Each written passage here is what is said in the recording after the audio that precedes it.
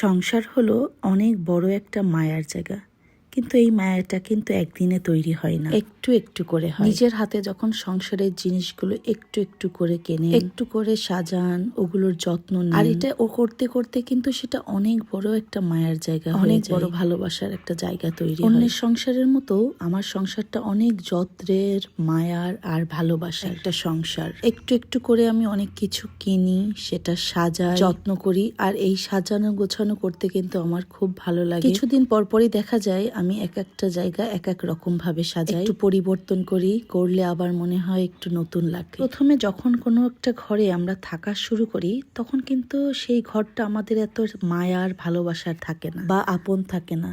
সময়ের সাথে সাথে আস্তে আস্তে এটা আমাদের অনেক একটা বড় মায়ার জায়গা, ভালোবাসার জায়গা হয়ে ওঠে। আর এই আপনটা কিন্তু আমরা নিজেরাই করে নিই, হোক না সেটা ভাড়া বাসা বা হোক না সেটা নিজের বাসা। অনেক দিনের যত্ন, ভালোবাসা, পরিশ্রমের ফলে সেই বাসাটা আমাদের খুব আপন হয়ে যায়।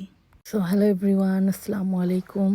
তো এই যে সকালের খাবার দাবার শেষেই আজকে কাজে লেগে গেছি, যেহেতু আজকে আমার ঘর মোছার খালাটা আসেনি। সো মাঝে মধ্যে খালা না আসলেও আমি আমার নিজের সংসারের কাজগুলো নিজে হ্যান্ডেলিং করতেই পছন্দ করি, কারণ খালারা সবসময় সব জায়গায় হাত ঠিক মতো দেয় না। আর সব থেকে বড় কথা, আপনার সংসারের প্রতি আপনার যে মায়াটা হবে তা কিন্তু তো আপনার কাজের লোকদের মাধ্যমে সেই মায়াটা আপনি কখনোই পাবেন না, বা কখনোই আশা রাখাটাও ঠিক না। তো আমি এই যে আস্তে আস্তে করে সব কিছুই একটা একটা করে বের করে আমি পরিষ্কার করে মুছে নিচ্ছিলাম, যেগুলো আপনার যতই হেল্পিং হ্যান্ড থাকুক তারা কখনোই এত সুন্দরভাবে বা আপনার মতো করে কখনোই ক্লিন করবে না। তো আমি এগুলো আস্তে আস্তে সবগুলোই ক্লিন করছিলাম, যতটুকু পারি সম্ভব। ছোট বাচ্চা নিয়ে আসলে পারা যায় না। তো আমার মেয়েটা তো ওই দিক থেকে খুব কান্নাকাটি করছিল, ওর ভাইয়া ওকে ধরে রাখছিল। মেয়েটার অনেক ঠান্ডা লেগেছে, তাই ও আমার কোলেই থাকতে চাচ্ছিল, আর কারো কোলেই সে উঠতে চাচ্ছিল না। অথচ ওর শরীরটা যখন ভালো থাকে তখন সে খুব খেলাধুলা করে এবং সবার কোলে ওঠে। কিন্তু এটা প্রতিটা বাচ্চারই নিয়ম যে শরীর খারাপ থাকলে তারা মায়ের কাছেই ঘোরাঘুরি করে এবং মায়ের ভালোবাসাটাই তারা পেতে চায়।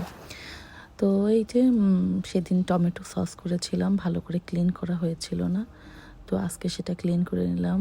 আর মেয়ের আবদার এটা দাও সেটা দাও, তো এটা ওকে দিচ্ছিলাম। এদিকে আমি মোছামুছি শেষ করে, আসলে আমার বাসাটা হচ্ছে ডুপ্লেক্স বাসা, এর প্রতিটা কোণা মুছতে আপনার অনেক সময় লাগে। আর অনেক বড় জায়গা আমাদের, ডুপ্লেক্স মিলে মোট 5,000 স্কোয়ার ফিটের বাসা। এটা আমার মডিউলার কিচেন। আমার আলহামদুলিল্লাহ 2টা কিচেন, একটা হচ্ছে মডিউলার কিচেন আর একটা রাফ কিচেন। রাফ কিচেন যেটা, সেটা আমার যত ভারী রান্না বান্না বা রান্নার খালা যেটা করে সেটা ওই রাফ কিচেনেই করে, আর আমি যখন রান্না করি তখন আমি মডিউলার কিচেনেই করি। তো এদিকে আমি ফলের ঝুড়ি টুড়িগুলো সব এলোমেলো ছিল, এইগুলো গুছাচ্ছিলাম। আর এদিক থেকে আমার ছেলে দৌড়ে দৌড়েও আমাকে হেল্প করছিল কিছু কিছু কাজে। আর এইদিকে সিঙ্কের এই সাইডটা মোছামুছির শেষে, এটা হচ্ছে আমাদের রাফ ইউজের জন্য আমরা এই টেবিলটা করেছি। এটা হচ্ছে আমার ওপেন কিচেন, আর এখানে আমরা এই 4জন মানুষ খাওয়ার জন্য আমরা এই জায়গাটা সিলেক্ট করেই রেখেছি, যে আমরা যখন প্রতিনিয়ত যেই খাবারগুলো খাবো তখন আমরা এই সাইডটাই খাবো। আর যখন আমরা অনেকে, আমার যেহেতু জয়েন্ট ফ্যামিলিতে বিয়ে হয়েছে, তো সেখানে আমাদের সদস্য সংখ্যা অলমোস্ট 32 জন। তো আমাদের কিছুদিন হলো আমরা আলাদা হয়েছি, আমরা আমাদের নতুন বাসায় উঠে গেছি। তো আমার শ্বশুরবাড়ির অন্যান্য যারা আছে সবাই আমাদের আগের পুরনো বাসাতেই আছে, ওরাও সামনের বছর তাদের বাসার কাজে হাত দেবে। এর ভিতরে আমার ননদের ছেলে এসছে ঘুরতে, আমাদের সাথে দেখা করতে এসছে। প্রথমে নানিদের সাথে, অন্যান্য চাচিদের সাথে দেখা করে ও আমার সাথে এসে গল্প করছিল। তো আমি মুছছিলাম আর ওর সাথে গল্প করছিলাম। ওরা নাকি ট্যুরে যাবে সেই প্ল্যান করছিল। তো মামা মামির কাছ থেকে বলছিল, মামা মামি তোমাদেরকেও কিন্তু চাঁদা দিতে হবে, আমরা যেহেতু একটা ট্যুর প্ল্যান করেছি। তো এইসব নিয়েই গল্প হচ্ছিল, আর গল্পের ফাঁকে ফাঁকে আমি টেবিলগুলা ক্যান্ডেলগুলো সুন্দর করে আস্তে আস্তে করে পরিষ্কার করে ফেলছিলাম। তো যেটা বলছিলাম, আমরা যেহেতু এই ছোটো টেবিলটাই খাই, আর এটা হচ্ছে আমাদের 8 সিটের টেবিল। এখানে আমরা যখন একসাথে হই, যখন আমি আমার বাসার অন্যান্যদেরকে যখন দাওয়াত করি, তখন আমরা এই টেবিলেই আমরা একসাথে। আর এইদিকে আমার ছোট্ট বাচ্চাটা আমার কাজে সাহায্য করছে। ও স্প্রে নিয়ে এসে গাছে যত্ন সহকারে পানি দিচ্ছিল। ও অনেক কাজ করে। আমার মাশাআল্লাহ 2 ছেলে অনেক হেল্পফুল। আমার বড় ছেলে হচ্ছে রান্না বান্নার ক্ষেত্রে এক্সপার্ট, আর মেজো ছেলেটা খাওয়া দাওয়া কম, কিন্তু আমি যে কথাটা বলি সেই কথাটা ওর সাথে সাথে শোনে এবং ভীষণ অ্যাক্টিভ ও। তো আমি এগুলো সব সুন্দর করে পরিষ্কার করছিলাম। এগুলো আসলে কাজের লোকদের হাতে দেওয়া যায় না। এগুলো প্রতিটা জিনিসই আপনার কাছে দামের থেকে অনেক শৌখিন জিনিস। বলে না, শখের জিনিসের কোনো মূল্য হয় না, এটা একটা অমূল্য জিনিস। তো এগুলো তো আমরা টুকটাক করে এই ছোট বাচ্চা নিয়ে টুকটুক করে আমরা কিনে কিনে জমিয়েছি বা সাজিয়েছি। তো এদিকে ও এদিকে পানি দিচ্ছে, আর এখানে আমি টেবিলের এই কর্নারটা ক্লিন করছিলাম।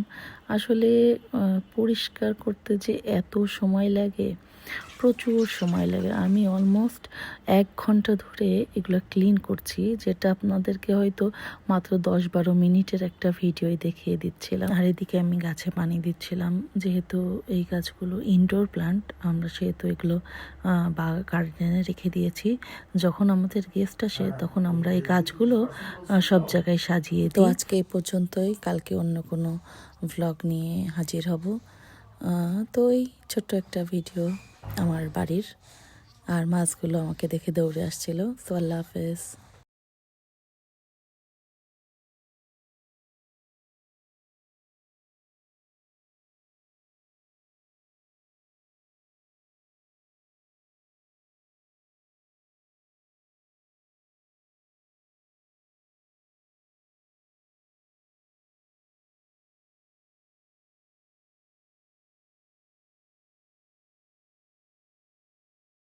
আজকে এই পর্যন্তই। আল্লাহ হাফেজ।